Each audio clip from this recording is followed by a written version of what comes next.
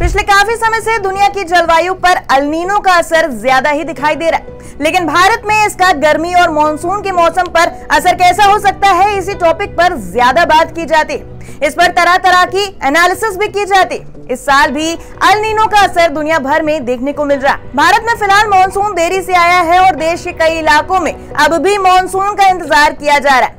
मौसम विभाग का कहना है कि अल नीनो का असर इस साल के सर्दी के मौसम और अगले साल की गर्मी पर होगा। साथ ही अल नीनो का असर देश की रबी की फसलों पर, खास तौर पर गेहूं पर ज्यादा होगा।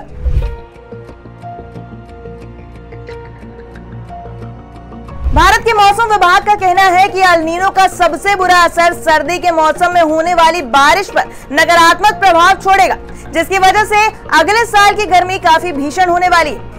भारत में गर्मी के मौसम से ही तय होता है कि देश में मानसून कैसा होगा, जबकि सर्दियों में बारिश में वेस्टर्न डिस्टर्बेंस जैसे प्रभावों का बड़ा रोल होता है।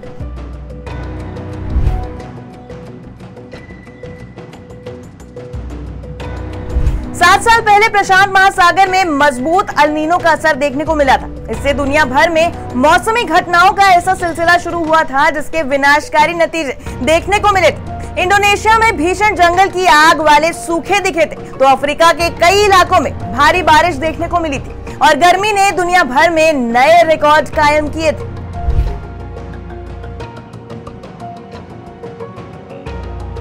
अल नीनो की वजह से प्रशांत महासागर की सतह का तापमान करीब 4 से 5 डिग्री तक बढ़ गया था। ऐसा हर 2 से 7 सालों में देखने को मिलता। बताया जा रहा है कि इस साल अल नीनो उसी तीव्रता वाले असर के साथ लौटा है। इससे आने वाले समय में मौसम को लेकर चिंताएं जताई जा रही। अनुमान है कि इस साल अल नीनो सारे पिछले रिकॉर्ड तोड़ देगा।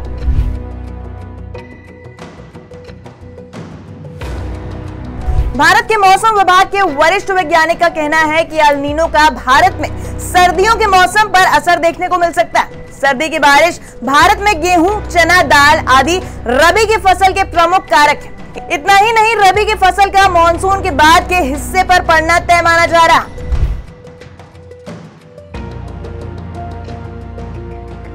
भारत के मौसम विभाग की ताजा रिपोर्ट में कहा गया है कि अल नीनो इस साल जून से अगस्त के बीच में विकसित हो सकता है। लेकिन दूसरी तरफ अमेरिकी सरकार के क्लाइमेट प्रेडिक्शन सेंटर का कहना है कि अल नीनो के हालात मौजूद हैं और आगे उत्तरी गोलार्ध में सर्दी के मौसम में और ज्यादा मजबूत हो जाएंगे।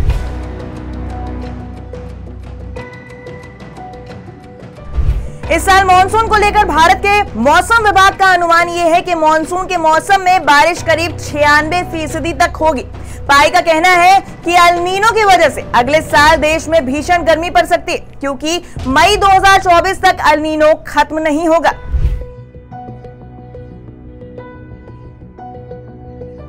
भारत में अभी बिपरजॉय तूफान की वजह से मानसून पहले ही लेट हो गया और इस वजह से देश में दाल और अनाज के दाम पहले से ही बढ़ गए।